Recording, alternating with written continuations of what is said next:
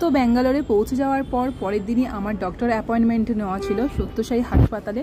তো সকাল সকাল তার জন্য ওখানে চলে এসেছিলাম। আর সত্যসাই হাসপাতালের বাইরের ভিউটা দেখো, অসম্ভব সুন্দর, মানে কিছু বলার নেই। এটা হাসপাতাল না কোনো ট্যুরিস্ট পয়েন্টে বেড়াতে চলে এসেছি আমি বুঝতে পারছি না। যাই হোক, এখানে নো মাস্ক নো এন্ট্রি, কিন্তু তার জন্য মাস্ক পরে আমাকে ভেতরে আসতে হয়েছিল। আর মাস্ক পরে তো আমার ভীষণভাবে সাফোকেশন হচ্ছে, একবার খুলছি একবার পরছি, কিন্তু কিছু করার নেই, এখানে মাস্ক পরেই থাকতে হবে যতটা টাইম বেশিক্ষণ থাকা যায়। যাই হোক, ভেতর দিকে এসে প্রথমে আমি কিন্তু রেজিস্ট্রেশন করিয়ে নিলাম। তো রেজিস্ট্রেশন করে নিয়ে হাসপাতালের ভেতর দিকে যাব। তার আগেই সকাল সকাল চলে এসেছি, যে তার জন্য একটু আগে ব্রেকফাস্ট করে নেব, কেননা একবার ডক্টর দেখাতে ঢুকলে অনেকক্ষণ টাইম লেগে যাবে। তার জন্য ব্রেকফাস্টটা করে নিয়ে ভেতরে যাব। তো এখানে ক্যান্টিন রয়েছে, অনেক কম খরচে খুব ভালো এখানে খাবার পাওয়া যায় হাসপাতালের ভেতরেই, ভেতরে না একটু বাইরের দিকেই, এটা মেন হাসপাতালের গেটের ভেতরে নাই। যাই হোক, ব্রেকফাস্টগুলো খুব ভালো ছিল, সাউথ ইন্ডিয়ান খাবার আমার কিন্তু বেশ ভালো লাগে। আর কত সুন্দর ব্যবস্থা দেখো।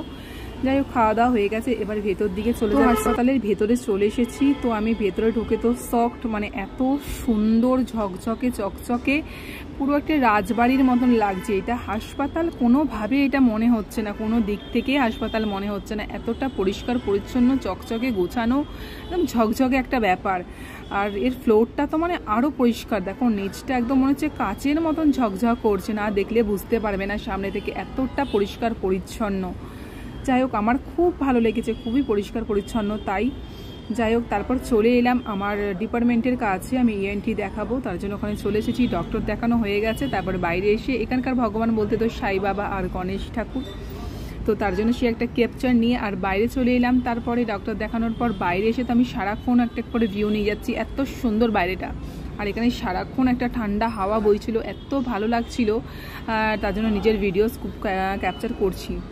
আর দেখো, এখানে বেশ কিছু গাছ রয়েছে, বিশেষ করে এই গাছটা এত সুন্দর দেখতে, কাঁঠাল গাছের পাতার মতন, কিন্তু অন্যরকম গাছটা দেখতে।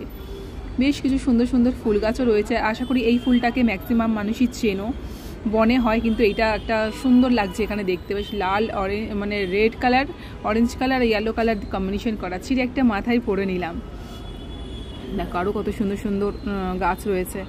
যেহেতু আমাদের ডক্টর দেখিয়ে বেরোতে বেরোতে অনেকটাই বেলা হয়ে গেছিলো, 1:30 প্রায় বেজে গেছিলো, তার জন্য এখান থেকে লাঞ্চটা করেই বেরিয়েছিলাম। এটা ছিল লাঞ্চ, খুব সিম্পলি একটা লাঞ্চ ছিল। আর এখানে সব খাবার কিন্তু ভেজ, আর আমার এই টাইপের খাবার খেতে কিন্তু ভীষণ ভালো লাগে।